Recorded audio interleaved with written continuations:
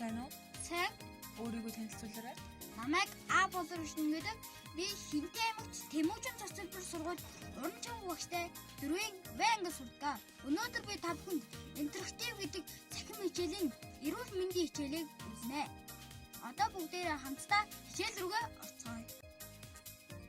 За тэгвэл хичээлээ эхэлцгээе. Сургуультай явахаар гэрээсээ гарлаа. Тоон дээр дарж гар хэрхэн бохирдож болохыг үзээрэй.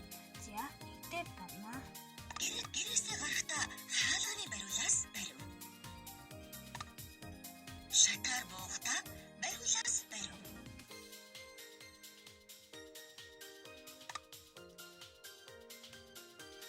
Газар унсан ундааны савыг авч хогийн сав руу хаялаа. Хүү найзтайгаа тааралдаад гар барин мэдлээд сургууль руугаа явлаа. Ангидаа орон шууд ширээнээр суулаа. Найзаа, чи ямар нэг зүйл мартаагүй үз? Хүүхдүүд эд зүйлс төрж хэрхэн гараа бохирдуулж байгааг бид сая үзлээ. Гар бохирдсон гэдгийг яаж мэдэх вэ? Энэний туршилтыг үздэцгээе. За ингээд туршилтаа үздэцгээе.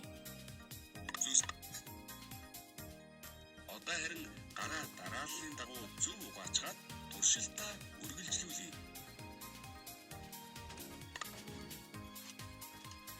Угаасан гараараа өөр нэг зүсэн таланд хүрч Гараа дараагийн шатанд дүүмжлэн хадгалаарай.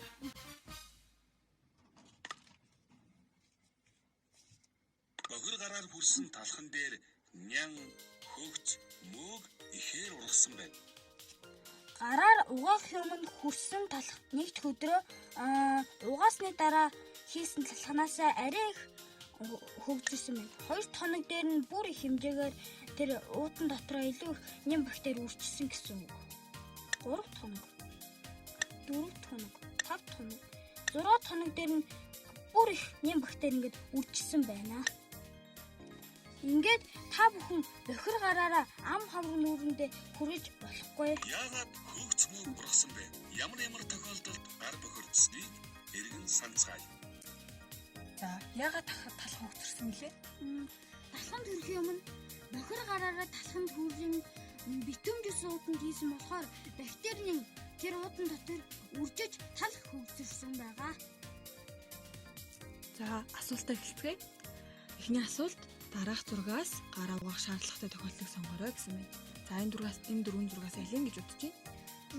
Миний бодлоор бол хоолой идэх юм нь бас дээрэс нь бохир гараар талханд хүрэх юм та салд нэгдэж байна уу? Аха. За, дарж сонгоорой. үзье. Зүг бай. Тийм ээ, би зөв тоочлоо. За, дараагийн асуулт нь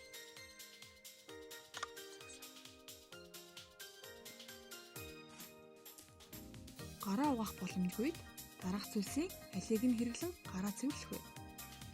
Миний бодлоор бол санитол ба нойдос битгээр гараа арчвал илүү тохиромжтой гэж бодож байна. Тийм болохоор ингэж. Зүг бай. Тийм ээ, миний хариулт зөв байна. Дараагийн асуулт бийцсний дараа яах ёстой вэ? Бийцсний дараа гараа угаах зайлшгүй шаардлагатай. Тийм болохоор шалгах. Зүг бай. Ашгүйдээ миний хариулт зөв байна.